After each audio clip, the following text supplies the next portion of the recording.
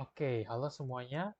Selamat pagi buat yang kelas H, buat yang kelas AC, Jumat nanti selamat sore. Kali ini kita akan lanjut materi, oke, materi-materi baru soal chapter 7 itu terkait dengan fraud, internal control, and cash. Oke, materi ini lebih ngomongin terkait dengan fraud yang ada di accounting, di perusahaan accounting. Nanti kita bakal nggak kita sih, nanti kalian di kelas dosen mungkin akan bahas um, soal fraud triangle, soal ETF, soal custody aset, dan lain-lainnya. Nah, itu kan teori-teori kalian bakal belajar di kelas dosen. Di kelas lab, as usual, kita bakal bahas hitungan aja. Dimana di sini untuk yang chapter 7 itu akan fokus ke um, pencatatan dari kas perusahaan. Jadi intinya ini ngomongin apa sih? Ini intinya itu ngomongin soal kontrol. Jadi kalau seperti yang kalian tahu, kita taruh uang itu, perusahaan itu jalan itu pasti butuh uang. Nah, uangnya si perusahaan ini itu apa ya? Uangnya itu tuh nggak mungkin semuanya akan ditaruh di satu tempat. Nggak mungkin semua uang perusahaan akan ditaruh di perusahaan. Nggak mungkin cuma taruh di kantor itu. Nggak mungkin kayak gitu. Kenapa? Karena alasan paling simpel aja terkait dengan pengamanannya. Kalau misalnya ditaruh semua di satu kantor, bisa aja ada yang curi uangnya.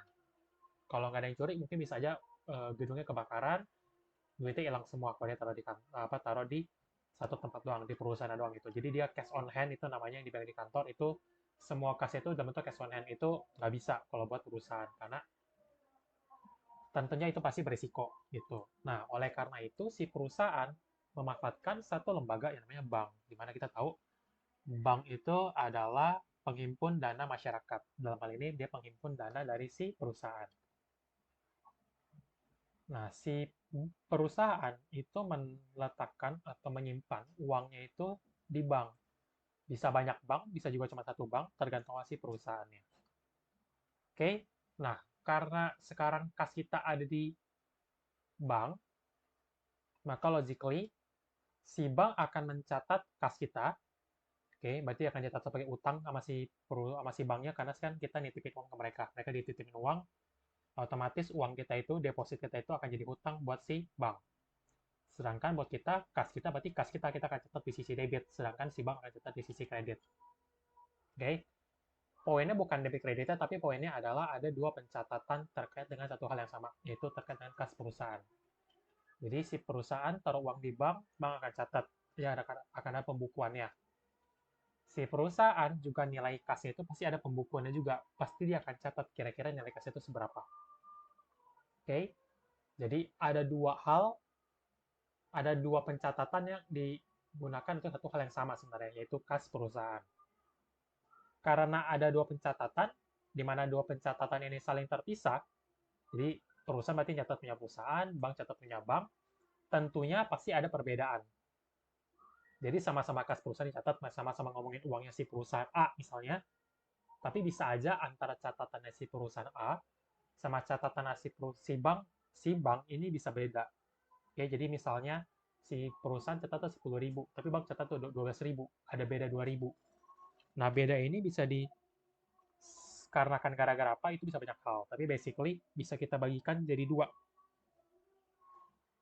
Perbedaan kayak gini, perbedaan antara pencatatan dari versi perusahaan dan versi bank atas kas perusahaan itu bisa disebabkan oleh dua hal. Yang pertama itu namanya time lag atau perbedaan waktu.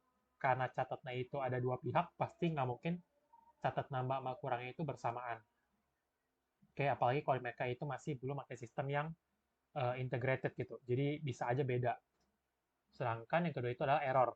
Berarti ini emang kesalahan yang nyata aja gitu. Jadi ada dua ya perbedaannya. Bisa gara-gara time lag, gara-gara error. Nah, kali ini kita bakal bahas gimana kalau misalnya ada beda, kita akan nyamain si dua pencatatan ini, dua versi pencatatan ini. Penyamaannya kita akan kenal dengan sebutan bank reconciliation atau rekonsiliasi dari saldo bank. Oke, hari ini karena saya menjanjikan kalian kuis, berarti kita akan bahas satu problem aja. Sebenarnya tuh ada dua problem, ada tiga problem, 4, 5, 6. Harusnya minggu ini nih, minggu itu bahasnya 4 tambah 5, baru minggu depan bahas satu problem terakhir, problem 6. Tapi karena saya mau kasih kalian kuis, jadi saya tukar, kita bahas problem 6 terlebih dahulu. Minggu depan, kalau misalnya saya nggak ada halangan, kita masuk, kita bahas live, itu kita bakal bahas secara langsung problem 4 dan problem 5. Sekalian kalian nanti mau nanya-nanya, silahkan tanya di kelas itu. Oke, kita akan mulai. First thing first, saya mau bilang, untuk soal angkatan kalian, itu bakal hampir sama kayak soal versi dosen, di mana kita itu akan dikasih, yang paling pertama, itu kita akan dikasih saldo akhir bulan sebelum penyesuaian dari versi bank dan versi perusahaan. Oke, jadi hal yang paling pertama kalian perlu cari adalah saldo akhir bulan sebelum penyesuaian, sebelum rekonsiliasi dari si bank dan dari si perusahaan. Di sini kita udah dapat, kita adalah Flipco, bergerak industri mesin, perusahaan menyimpan uang di bank BNP, perusahaan melakukan rekonsiliasi bank setiap akhir bulan. Pada tanggal 31 Maret, saldo yang tercatat pada rekening koran ini melambangkan si bank, okay, adalah sebesar 1812925, sedangkan saldo menurut catatan buku adalah 1835400. Oke, kita akan bahas dari situ terlebih dahulu. Baik, sekarang saya mau ngejelasin dulu istilahnya. Oke, kita pertama kali bikin bank record, itu bikin judulnya dulu. Flipco, nama perusahaannya, Bank Reconciliation, March 31, 2021. Oke, jadi nama perusahaan, jenis laporannya, dan tanggal, as usual ya. Kalau kalian tulis di kertas, tolong ditulisin bawahnya lagi dalam mata uang apa gitu, in rupiah, in dollar, in apa, terserah itu.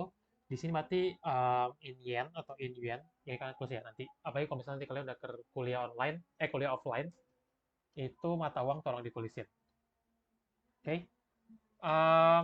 Bikin dulu laporannya, terus kalian siapin kolomnya. Mau kalian bikin kiri kanan, jadi kiri sama kanan di sini, mau kalian bikin atas bawah, itu sebenarnya sama aja, terserah kalian, nggak ada format pastinya. Karena saya pakai Excel, saya bikinnya atas bawah, biar lebih gampang, nggak usah geser sana geser sini. Tapi biasanya, kalau misalnya lagi bikin di papan tulis nih, saya bikin papan tulis, itu saya bikinnya kiri kanan. Jadi terserah kalian mau bikinnya kayak gimana. Oke? Okay? Pertama-tama bikin dulu 2 kolom pokoknya, atau 2 baris, terserah. Ada cash balance per bank statement, sama cash balance per books. Oke, bedanya apa? Cash balance per bank statement, ini isinya adalah saldo rekening koran atau saldo perusahaan versinya si bank. Makanya kita tulisnya itu cash balance per bank statement. Atau saya bilang lebih simpel ini, cash per book, cash per bank. Kalau per book itu berarti versinya catatan perusahaan. Jadi intinya ada 2 istilah ya. Ada books sama ada bank. Kalau book itu berarti versinya perusahaan, kalau bank versinya si bank. Per bank. Oke, masukin dulu saldo akhir bulan sebelum penyesuaiannya. Saldo akhir bulan untuk si bank itu 1812925. Versi book, saya rapin ya. Versinya book itu berarti 1835400. Oke. Oke nih, 1835400. Oke, lihat ya. Jadi ada perbedaan nih. Si rekening koran bilangnya si perusahaan itu saldo akhirnya itu 1812925. Kata si perusahaan enggak, saldo saya itu lebih besar, sebesar 1835400. Mana yang benar, mana yang salah, kita nggak tahu. Soalnya kita belum rekonsiliasi. Kayak bisa aja yang benar ternyata si bank, bisa aja yang benar ternyata si Bob. Tapi untuk kasus-kasus yang bakal kita bahas di soal nanti, itu pasti dua-duanya salah. Pasti ada error-error sama timeline yang terjadi antara dua-duanya. Jadi kita harus benerin. Oke, mau dibikin atasnya bank, yang bawahnya book, boleh. Mau dibikin yang atas book yang bawahnya bank itu juga boleh. Jadi mau bikin atas bawah, kiri kanan, yang mana duluan itu terserah kalian. Yang penting nanti waktu dihasilin itu hasilnya sama. Oke, kita udah catat nih saldo akhir bulan sebelum penyesuaian ya. Setelah itu kita ada informasi sebanyak 11 informasi, ini akan kita kerjain. Oke, kita akan mulai dari informasi nomor 1 terlebih dahulu. Di mana pada tanggal 1, pada nomor 1, sorry, si Flip-Flapco itu mencatat penjualan tunai kepada Sausan terlalu rendah 17.000 dolar, 17.000 yen. Oke, cara gampang identifikasi kira-kira dari semua informasi ini kita perlu catat di sisi bank atau di sisi book. Itu gimana? Tinggal kalian logikain. Flip-Flapco mencatatkan penjualan tunai kepada Sausan terlalu rendah 17.000 yen. Pertama, lihat dulu. Ini adalah adjustment untuk flip-flap atau untuk bank. Untuk book atau untuk bank. Dari kata-kata nomor 1, udah jelas kalau ini adalah informasi atau ini adalah adjustment untuk si book atau untuk si flip-flapco. Di mana di sini flip-flapco itu mencatat penjualan tunai terlalu rendah. Yang kedua, identifikasi apakah dia error atau dia time lag. Nomor 1 ini pasti dia error ya, dia salah catat. Dia catat terlalu rendah 17.000. Berarti sekarang kita akan bikin adjustment di sisi book di bawah. Pertanyaan kedua, setelah kita tahu ini punya siapa dan ini error atau time lag, adalah kesalahan ini atau adjustment ini kira-kira akan menambah catatan kas perusahaan atau mengurangi catatan kas perusahaan. Kalau si Flip-Flapco ini catat jual tunai terlalu rendah, otomatis pendapatan dia terlalu rendah. Pendapatan tunai terlalu rendah, maka kas yang didapatkan juga terlalu rendah. Makanya untuk adjustment nomor 1, ini adalah adjustment untuk si versi book dan menambah kas perusahaan. Karena kan harusnya jual tunai 7.000 itu dia karena catatan terlalu rendah, berarti kasnya dia dapat terlalu rendah. Oke, penjualan terlalu rendah, pendapatan berarti terlalu rendah, pendapatan terendah berarti kas kita rendah. Kalau pendapatannya pendapatan tunai. Oke, kita masukin dulu. Saya akan kasih dia nomor biar lebih oke. Tunggu ya, saya hitung dulu. Deposit. Oke, saya akan bikin di sini. Berarti dia add. Kita kasih nomor 1. Kasih keterangan. Error. Nomor 1. Bukan tulis error doang boleh. Mau kalian tulis error in recording of sales itu juga boleh. Tapi kalau saya sih biasa lebih sering tulis error doang. Oke, nanti kalian mau tulis error doang itu silakan aja. Yang penting kalian kasih nomor nih, ini nomor 1, nomor 2 atau apa. Jadi ada code-nya. Oke, 17.000. Akan saya kasih keterangan di sini. Yang bisa kalian akses nanti waktu udah masuk ke minggu terakhir, di mana saya akan share Excel ini. Keterangannya, pendapatan terlalu rendah, maka pendapatan tunai ya, pendapatan tunai terlalu rendah, kas yang dicatat juga terlalu rendah. Maka kas harus ditambahin. Nomor 2, oke ini udah aman ya. Kita tinggal ke nomor 2. Flip-Flap memiliki cek yang beredar pada bulan Maret 2021 dengan cek nomor 100 dan nomor 200 sebesar 6.000 dan 6.025 yen. Oke, ini kata kuncinya adalah cek yang beredar atau outstanding check. Nah, walaupun di sini kita kata depan itu flip-flap, tapi ini adalah adjustment untuk si bank. Kenapa? Karena logikanya kayak gini. Logikanya kayak gini ya. Jadi, si flip-flapco kalau pengen bayar hutang, itu dia pakai cek. Oke, jadi kalau dia pengen bayar hutang ke perusahaannya, waktu dia belum bisa transfer, dia itu pakai cek. Oke, cek yang beredar ini kita udah kasih nih ke si customer kita. Oke, udah kita kasih, misalnya si Flip bayar ke customernya sebesar 10.000 misalnya, bayar pakai cek. Ceknya dengan nomor sekian sekian sekian dengan nominal 10.000 dikasih ke si ke suppliernya sebesar 10.000. Karena si Flip udah kasih ceknya, udah kasih ceknya ke supplier, berarti si Flip ini bakal nyatat jurnal accounts payable di debit pada cash sebesar 10.000. Karena menurut Flip dia udah bayar, cek 10.000-nya udah keluar. Tapi kalau dari sisi bank nggak bisa gitu. Dari sisi bank itu dia akan mencatat pengurangan cash itu hanya ketika ceknya dicairin. Hanya ketika ceknya ini ditukarkan ke si bank. Nah, dari sisi FlipFlapco, dia udah taunya, dia udah ngasih ceknya ini ke si suppliernya sebesar 10.000, maka dia akan mengurangi kasnya. Tapi bisa aja si suppliernya ini cek 10.000 itu belum dicairin. Jadi masih dipegang. Selama masih dipegang oleh si suppliernya si FlipFlap, maka si bank belum akan mengurangi kasnya si Flip karena si cek ini belum ditukarin.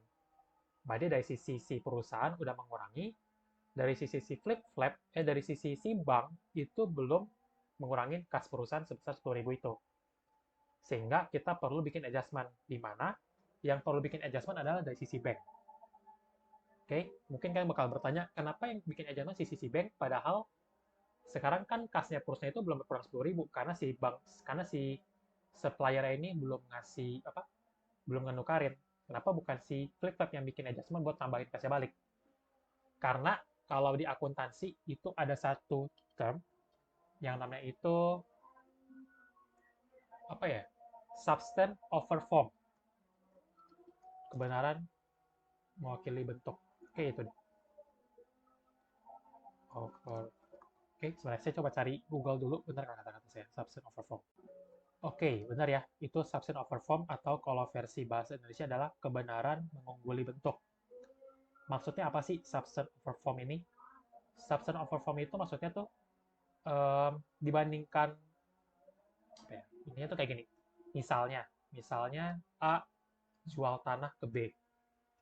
Si A udah bayar ke B, A jual tanah ke B. Si B udah bayar nih ke si A tanahnya.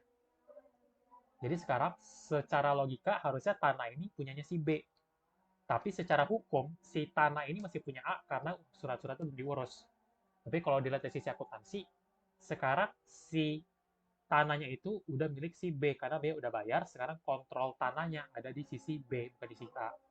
Jadi walaupun secara legalnya belum jadi milik tanah yang beli tadi, tapi secara akuntansi itu udah milik yang beli karena substance ini mengungguli si bentuk. Jadi nilai transaksinya, si substansi dari transaksi itu mengungguli dari bentuk legalitasnya. Ini juga sama. Secara legal emang uang perusahaan itu belum dicairkan oleh si supplier. Secara legal emang uangnya itu masih ada di bank. Tapi secara substance, secara bentuknya, secara nilainya, si kas ini udah ditukarkan, udah berkurang, udah berpindah dari si Flip kepada supplier ya, karena substance over form. Jadi secara legal emang belum belum cair duitnya, belum dikurangin duitnya, tapi secara realnya, secara nilainya itu uangnya udah dibayarkan oleh si Flip kepada si suppliernya. Karena mau bagaimanapun, ceknya ini udah dikasih ke si supplier, otomatis ceknya itu udah menjadi haknya supplier. 10.000 dolar yang tadi nih, yang contoh yang saya kasih tahu ini udah jadi milik si suppliernya. Oleh karena itu, makanya kalau ada outstanding check, yang bikin penyesuaian adalah bank kita kurangin saldo dari versi bank. Semoga jelas ya kayak gitu ya. Saya akan kasih rangkumannya. Kas belum dicairkan. Cuma kasih cek belum dicairkan.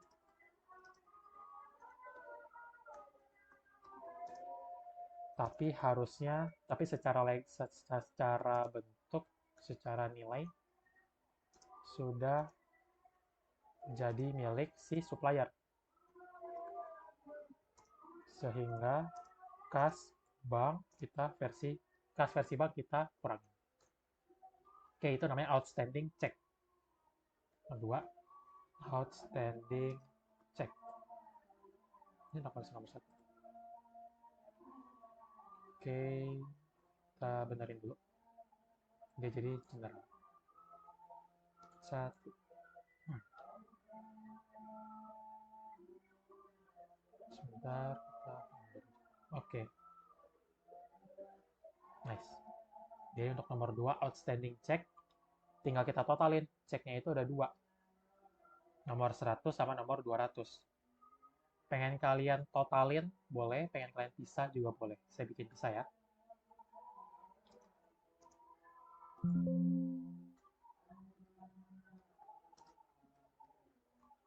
Cek 200. Cek nomor 100 itu 6.000. Cek nomor 2 itu 6.025. Karena dia mengurangin saldo dari bank, maka kita kasih minus 6.000 dan 6.025. Ingat ya, walaupun belum dicairkan oleh si supplier, secara nilai, secara akuntansi, si nilai cek ini tuh udah jadi milik suppliernya, sehingga kita harus ngurangin. Sehingga yang benar itu ada catatan versinya si book untuk si outstanding check ini. Sehingga si bank harus kita kurangin. Oke, semoga jelas. Kalau nggak jelas, silahkan diulang lagi. Kalau masih nggak jelas, tunggu minggu depan saya bakal share lebih lanjut di Meet Now, kalau saya bisa datang ya. Harusnya sih bisa. Oke, nomor 3, cek sebesar $70.000 yang dicairkan ke bank dari pelanggan perusahaan ditolak karena dana tidak cukup. Cek sebesar $70.000 yang dicairkan ke bank dari pelanggan perusahaan ditolak karena dana tidak cukup. Ini namanya adalah cek kosong, di mana si perusahaan, si flip-flap, dapat cek dari dari customer-nya. Ini beda nomor 2 ya. Nomor 2 itu outstanding check, si flip-flap yang keluarin cek buat si supplier, buat orang. Tapi kalau nomor 3, ini cek kosong, berarti si perusahaan dapat cek dari orang. Nomor 2 itu keluarin cek, nomor 3 itu dapat cek. Nah, dapat cek ini, kondisinya ternyata si perusahaan itu ternyata ceknya itu mau dicairin sama si perusahaan itu dananya si customer itu nggak cukup. Oke, karena dananya nggak cukup, maka ceknya ini nggak bisa dicairin. Jadi misalnya nih, ceknya 70.000, ya kan? Waktu mau dicairin, ternyata di rekeningnya si customer-nya itu nggak ada uang 70.000, nggak cukup. Akhirnya nggak bisa dicairin. Misal si rekeningnya si customer itu cuma 50.000, ya kan? Mau cairin 70.000, itu nggak bisa. Nggak bisa juga cuma dicairin 50.000 doang. 20.000 nanti sisa itu nggak bisa. Kalau mau cari cek itu harus full. Nah, ini adalah adjustment untuk sisinya si book. Kenapa sisi book? Karena kronologinya kayak gini. Si flip-flap datang ke bank bawa cek 70.000 ini mau dicairin. Nah, setahu saya proses untuk mencairkan cek itu tuh atau clearing check namanya, clearing check itu tuh butuh waktu. Jadi nggak bisa langsung cairin, langsung masuk duitnya. Itu nggak bisa. Jadi kronologinya si flip-flap datang ke bank, kasih cek 70.000, pulang dong, kata si banknya prosesnya 1 kali 24 jam ya, misalnya kayak gitu. Udah nih, dari sisi flip-flap udah tahu dia dapat cek, dia udah bakal jurnal cash pada sales revenue atau pada AR. Intinya dia udah nambahin kasnya. Sedangkan dari sisi si bank, selama clearing cek ini belum selesai, maka duitnya si flip-flap yang dapat dari customer ini masih akan pending. Oke, okay? Ternyata waktu dicek besoknya, ceknya itu nggak cukup duitnya di rekening. Sehingga 70.000 ini nggak jadi masuk dong ke rekening korannya si flip-flap. Nah, si bank ngasih tahu kepada flip-flap kalau 70.000 itu cek kosong, nggak bisa dicairin. Berarti kan seharusnya logikanya berarti 70.000 ini nggak jadi masuk, si flip-flap harus ngurangin lagi catatan dia, yang mana tadi dia udah catat cash pada AR 70.000, dia harus balikin lagi AR pada cash 70.000. Karena 70.000 ini nggak jadi masuk ke dia. Belum masuk tapi udah dicatat oleh si flip-flap. Sehingga kita harus kurangin. Namanya di sini adalah non-sufficient fund atau not ya, saya lupa deh. Not sufficient fund atau non sufficient fund. Singkatannya itu NSF. Sebesar 70.000. Oke. Cek dari supplier tidak bisa dicairkan karena dana supplier sih. Cek dari customer tidak bisa dicairkan karena dana customer tidak cukup. Kas perusahaan dikurangin lagi catatannya. Oke, itu not sufficient fund. Kita ke nomor 4. Perusahaan menyetorkan uang sebesar 80.000,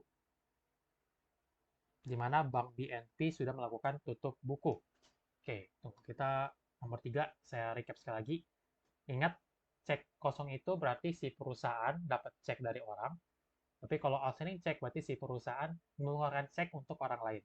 Di nomor 2 itu keluarin cek, nomor 3 itu dapat cek. Bedanya nomor 2 itu ceknya belum dicairin sama si orang yang kita kasih ceknya. Untuk nomor 3, ceknya itu mau dicairin oleh si perusahaan, di mana kita dapat cek dari orang, tapi ceknya nggak cukup, sehingga kita perlu kurangin lagi. Ke nomor 4, perusahaan menyetorkan uang sebesar 80.000 yen, di mana Bank BNP sudah tutup buku. Oke, jadi mungkin buat kalian yang SMK itu pernah magang, saya pernah punya pengalaman, saya magang waktu dulu, waktu saya SMK, itu setiap, kan saya jadi magang satu tempat nih, dia itu megang cash itu setiap hari harusnya cukup besar. Nah, setiap akhir hari itu bakal datang dua orang dari bank di mana si perusahaan saya magang ini taruh uang, bakal datang dua orang buat narik kas perusahaan yang ada di kantor saat itu, atau cash on hand-nya. Jadi si perusahaan ini tuh pengen transfer uangnya itu ke bank, tapi um, karena uangnya itu cukup besar, jadi dia bukan perusahaan langsung ke bank, tapi banknya nyamperin. Oke. Nah, jadi nanti diambil tuh nanti sama si dua orang ini, kasih diambil, nanti kita ada bukti bayarnya sama si bukti orang yang ngambil itu siapa. Nanti dari perusahaan dari saya bakal bikin otorisasi, bakal bikin double checking gitu. Nih, hari ini tuh kas yang disetorkan itu sebesar 70 juta misalnya. 70 juta yang ngambil ini orang nama ini. Nanti kita fax, kita call ke pihak banknya untuk kasih assurance kalau ini nih kayak gini ya, angka segini ya. Biar nanti apa? Biar nanti waktu nanti si orang ini nyetorin uangnya ke bank, uang kita ke bank itu nggak salah catatannya. Itu salah satu bentuk kontrol juga biar kita nggak salah catat. Oke? Nah, di sini masalah muncul ketika waktu kita kasih uangnya ke bank, biasanya kan itu udah sore-sore ya. Bank kan tutup jam 3 atau jam 2 kan. Nah, itu kalau misalnya udah tutup, pasti dari bank itu akan catat penerimaan kita sebagai pending. Akan ada kode pending, di mana kasnya ini belum diterima oleh si bank. Nah, kondisi nomor 4, perusahaan udah kasih uang ke bank, tapi si bank belum catat penerimaan karena dia udah tutup dan itu jadinya pending transfer gitu. Karena pending kan seharusnya 80 juta ini, 80.000 yen ini kan udah punya perusahaan kan. Mau kita setorin harusnya si bank ini udah mencatat, tapi belum bisa catat karena dia pending. Oleh karena itu, ini namanya adalah deposit in transit. Dia akan menambah saldo pencatatan versi bank. Kenapa? Karena di sini harusnya udah dicatat oleh bank, tapi bank belum catat. Namun terpending. Kas bank bertambah. Kas versi bank bertambah 80.000. Namanya adalah deposit in transit. Oke. Semoga jelas. Kita ke nomor 5. Bank BNP berhasil menagih piutang Wesel Kenny senilai 100.000 dolar. 100.000 yen. Ini adalah sebutannya apa ya? Ini adalah collection of receivable-nya perusahaan, pengkoleksian dari wesel perusahaan yang dilakukan oleh bank. Jadi bank ini namanya tuh apa gitu ya? bukan diskonto, saya lupa istilahnya. Ada nama lainnya gitu. Oke, intinya ini si weselnya perusahaan itu dicairkan apa ditagihkan oleh si bank lalu nanti akan dilaporkan kepada si perusahaan. Nah, ini namanya itu kita sebut aja collection of receivable by bank. Oke, karena ini adalah transaksi, tunggu, ini kronologinya itu si bank dapat pelunasan wesel-nya si flip-flap dari customer-nya. Dibayarkan langsung ke bank. Berarti otomatis bank udah catat nih, penerimaannya sebesar, berarti berapa nih? Penerimaannya langsung sebesar 100.000, ya kan? Tapi dari sisinya si perusahaan, dari sisi flip-flap itu belum tahu. Baru dikasih tahu waktu akhir bulan ini. Nah, berarti si bank udah catat dengan benar, si perusahaan belum catat. Maka ini adalah transaksi yang akan menambah pencatatan atau penerimaan dari si versi book. Karena di sini si bank udah catatin, si perusahaan belum tahu, belum dilaporin, maka sekarang baru udah dapat laporan, baru si perusahaan catat. Maka ini adalah penambahan dari sisi book sebesar 100.000, nomornya nomor 5, namanya adalah collection of receivable by bank. Di soal-soal saya dulu biasanya itu ada biaya admin dan lain-lain, kalau di sini nggak ada. Oke, ini nama istilah akuntansinya saya baru ingat itu nama inkaso. Mari kita cek Google apakah benar nama inkaso. Inkaso bank.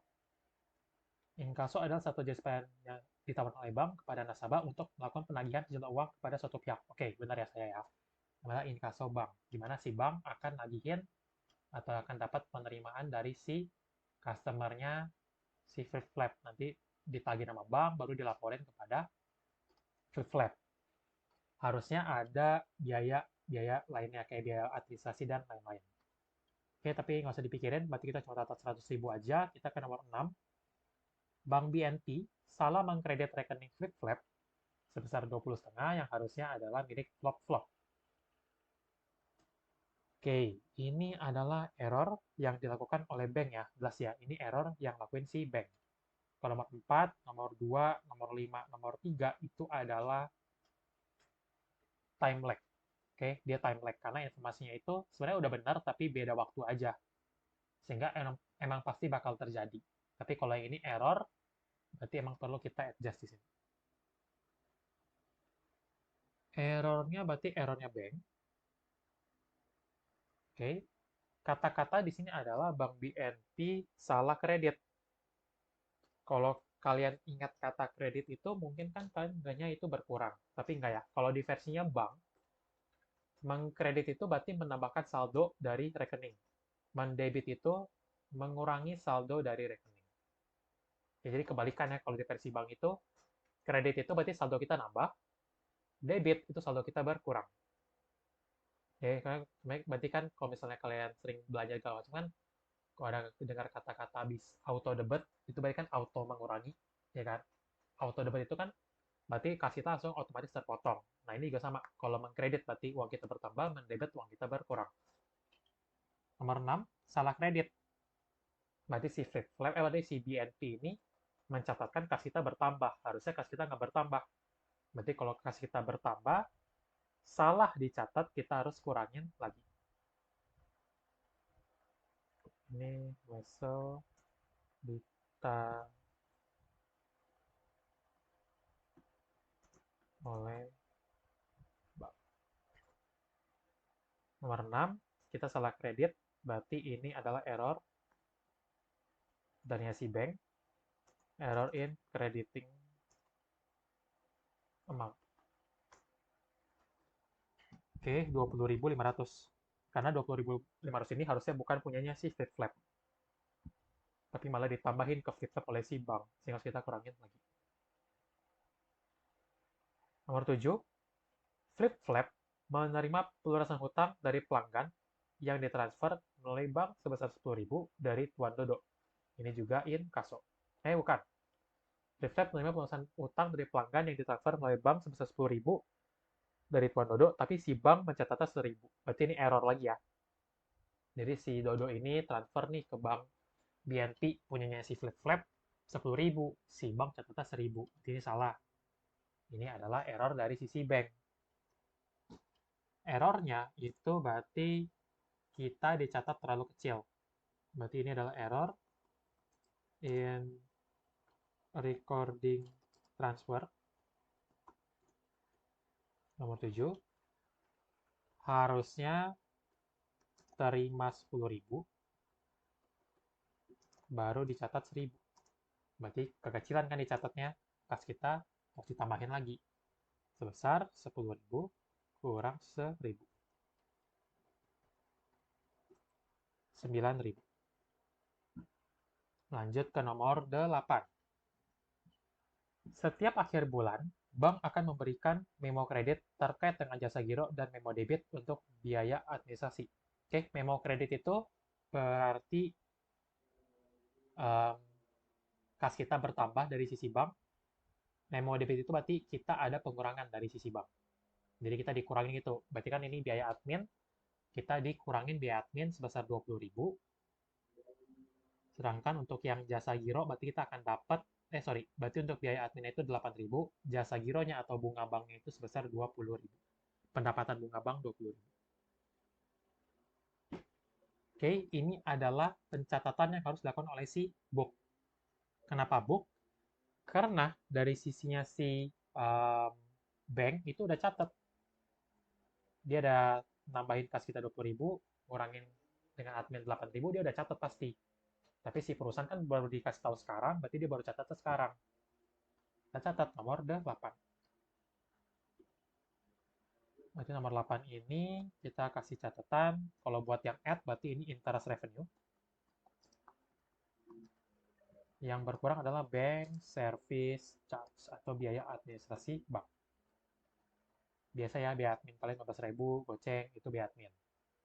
Kalau interest revenue berarti ini dari bunga, pendapatan bunga kalian yang sekian persen itu, yang kecil.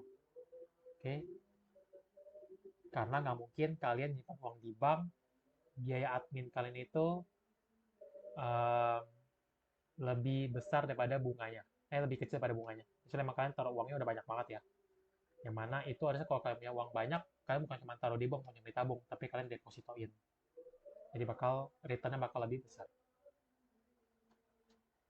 Berarti adminnya 20.000. Service charge 8.000. Lanjut ke nomor 9. Akuntan salah catat.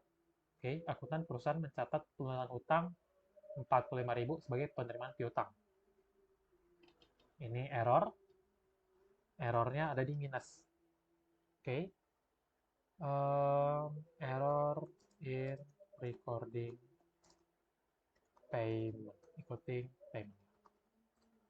Ini harusnya ini adalah transaksi pelunasan hutang. Pelunasan hutang itu kan payable pada cash kan. Harusnya cash kita berkurang. Malah dicatat penerimaan. Harusnya kita minus 45 malah plus 45. Berarti untuk benerin lagi, cash kita harus kita kurangin. Sebesar ini error di sini. Errornya si perusahaan. Error in recording payment of payable. Sebesar 90.000 berkurangnya. Kenapa 90.000? Karena harusnya kita mengurangi 45, tapi kita malah nambah 45. Berarti kan kas kita kelebihan 45. Oleh karena itu, buat kita benerin lagi, kita harus kurangin kas kita sebesar 90.000. Oke, kalau masih bingung, nggak apa-apa. Nanti kita bakal lebih kelihatan dari sisi jurnalnya. Oke, udah nanggung kalau saya pengen bikin jurnal sekarang, kita abisin dulu baru kita jurnal ya. Oke, nomor 10. Flip flap salah catat penerimaan piutang dari Joniko. Ini errornya si flip flap lagi. Sebesar 35, tapi cuma dicatat 25. Oh, ini kasih keterangan lagi. Harusnya bayar utang, malah dapat uang. Alhasil kas terlalu besar, perlu dikurangi. Ini errornya si book lagi. Harusnya piutang kita itu 35, catatnya cuma dicatat 25. Berarti ini error yang menambah. Error in recording cash receipt. Besar 35 kurang 25. Penerimaan dicatat terlalu kecil.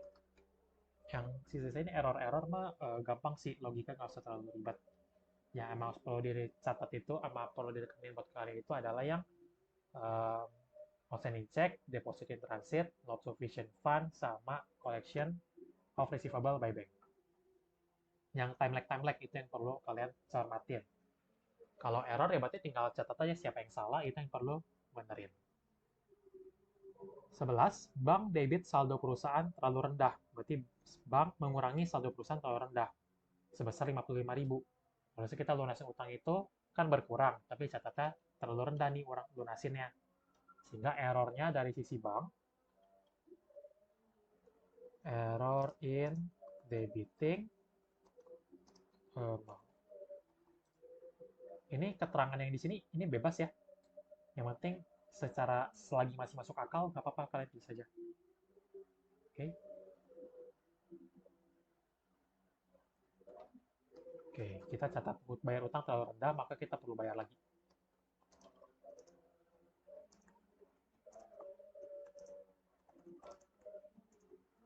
Oke. Sekarang moment of truth, kita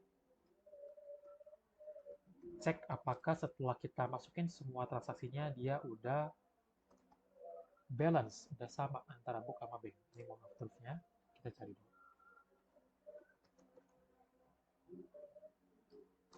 Summary, kita summary.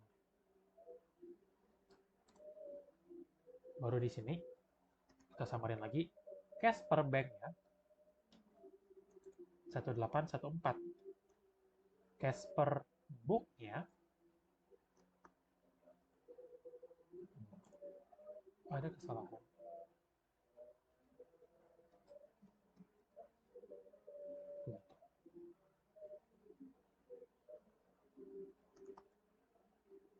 Ini tambah ini kurang 1814.400. Jadi antara book sama bank sekarang statementnya udah balance karena kita menjurnal karena kita bikin record secara benar. Tinggal yang terakhir, di sini kita diminta bikin bank record sama bikin jurnal. Penyesuaian serta koreksi yang diperlukan. Ingat kita adalah flip-flapco, maka kalau disuruh bikin jurnal, kita bikin jurnal dari sisi si flip-flapco. 1, 2, 3, 4, 5, 6, 7 yang perlu kita buat.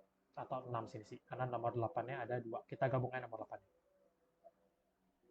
Yang pertama, error in recording sales, di mana sales kita ini nomor 1 terlalu rendah, maka kita perlu tambahin lagi. Cash, sales revenue. 17.000. Oke, jurnalnya nggak perlu saya jelasin panjang lebar lagi ya, udah paham dari yang saya jelasin tadi. Nomor 2, collection of receivable.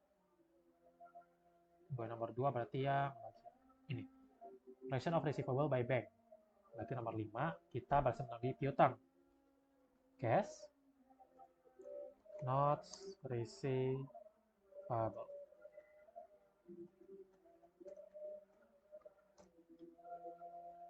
Nomor 3, interest revenue.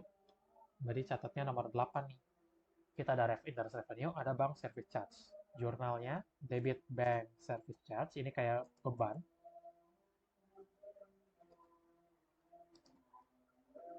Lalu ada cash, sama ada interest revenue. Mau dipisah pencatatannya boleh, mau digabung juga boleh. Ini 20.000. Service charge-nya 8.000. 20 kurang 8 berarti kas yang diterima 12.000. Oke, nomor 10, error in recording cash receipt.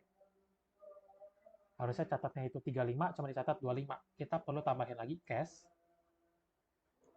Ada account receivable. 10.000. Langsung masukin. Lanjut, Not sufficient fund, berarti kita udah catat lunasin piutang, ternyata uangnya nggak cukup, kita perlu balikin lagi. Awal udah catat cash pada AR, sekarang mau kita balikin, catatnya AR pada cash.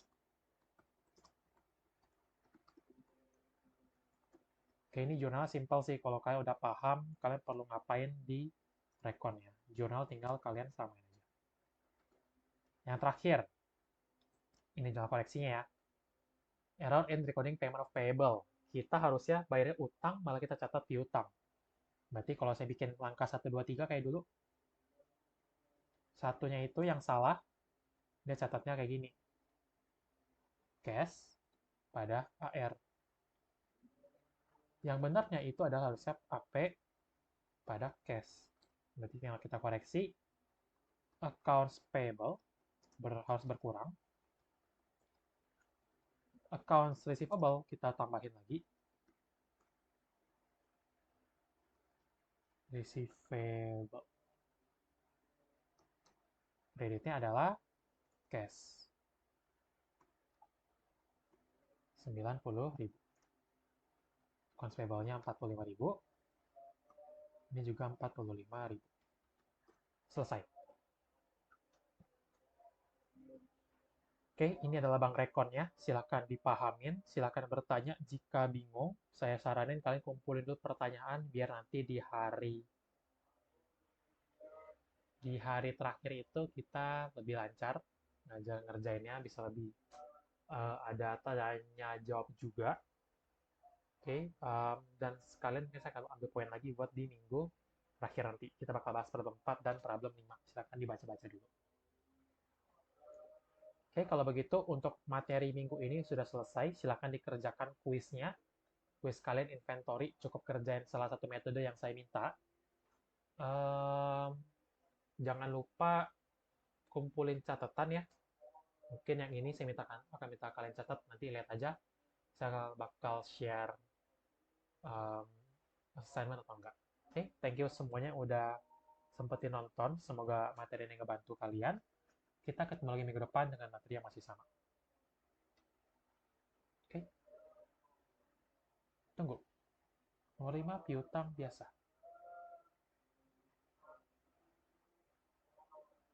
Oke, nomor 5 adalah piutang biasa. Berarti ini cash pada account receivable. Oke, udah gitu aja. Sisanya udah sama. Oke, thank you semuanya. Kita ketemu lagi minggu depan.